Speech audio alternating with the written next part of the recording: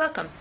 We'd like to take a moment to introduce you to the new electronic non-immigrant visa form recently introduced by the U.S. Department of State, the DS-160. This basic guide will walk you through the process and help you understand how to complete this new and exciting electronic visa form. What is the DS-160? It's a new electronic non-immigrant visa application form launched by the U.S. Department of State in the latest phase of our ongoing modernization of the non-immigrant visa application process. The new DS-160 combines three previous visa forms, the DS-156, the DS-157, and the DS-158, into one easy-to-use web-based form.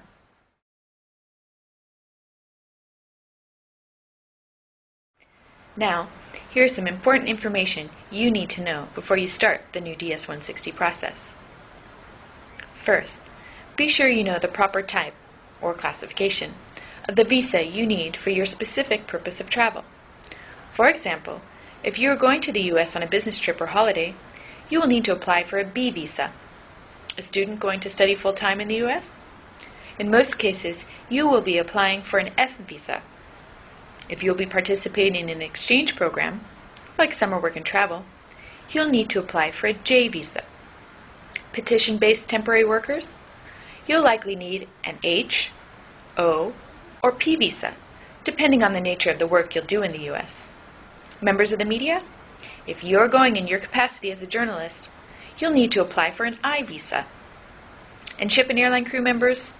You'll be applying for a C and/or D visa. We recommend that you consult the U.S. Embassy website for more on appropriate visa classifications before you begin the DS-160 process. Also, be sure you have a digital photograph of yourself that meets the non-immigrant visa photo guidelines, a computer with internet access, and to save your work, we strongly suggest that you have a file storage device like a thumb drive or a writable CD. Let's talk a little bit more about the digital photo. Your digital self-portrait must be square and at least 600 pixels by 600 pixels in height and width. It has to be a JPEG image, no larger than 240 kilobytes in file size.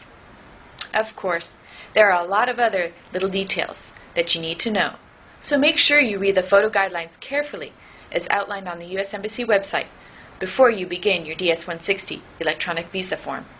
If you are not able to upload a photo during the DS-160 visa application process, you will have to bring a physical photo to your interview.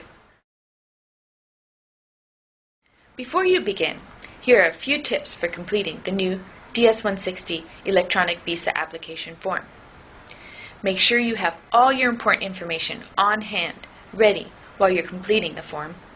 Your session will time out after 20 minutes of no activity, so you may not have time to step away and get this information while you're filling out the form. We recommend that you have it on hand from the start. Once you have everything ready to go, access the application at ceac.state.gov/GENNIV or visit the U.S. Embassy website for a link to the new DS-160 online application form. Once there, you're ready to go. With the DS-160, you can now complete the whole application form online. There is even a family and group option that allows you to copy data into the DS-160 application for use by family or tour groups. No more hurting your hands filling out stacks of paper application forms. Now, every step of the non-immigrant visa application form can be done right on your computer. We've already made a point to be sure that you select the appropriate purpose of travel when prompted in the DS-160 application form. But we'd now like to take a moment for a special note to dual-purpose travelers. If you are applying for more than one type of visa, please be sure to add your additional purposes of travel by clicking Add Additional on the proper section. For example, flight crew members applying for a C1D visa, you need to select both categories from the drop-down. And those crew members who are also applying for a B1, B2 need to select business and tourism as a purpose of travel as well. This is important, so don't forget. Consular officers will be unable to add additional visa categories to your DS-160 electronic visa form on the day of the interview, and you will have to resubmit your application and schedule another appointment if you do not choose all applicable purposes of travel. We know that internet connections can be unpredictable, so be sure to save your DS-160 application form as you go along. We recommend that you save your data after completing each section so you don't risk losing the work you have completed already. If the session times out and you have not saved your data, you will lose all the responses you have submitted, and you will have to restart the process from the beginning. So take a moment and click the red Save button at the bottom of the page after you complete each section and avoid the headache of losing your data. Also, if you don't have time to finish the whole DS-160 in one sitting, you can save the application as a file on your home computer or on a media storage device like a thumb drive, so you can resume completing your DS-160 electronic visa application anytime, anywhere.